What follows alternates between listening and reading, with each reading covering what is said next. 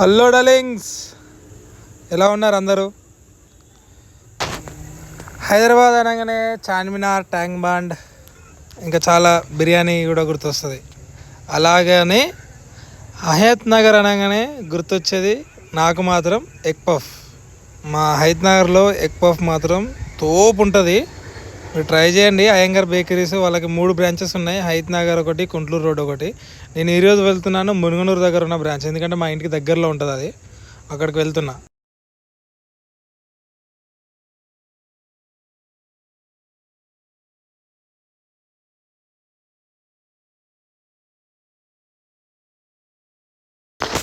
Darlings, ఇటువైపు వచ్చినప్పుడు try చేయండి. ఇదేం ప్రమోషన్ వీడియో కాదు.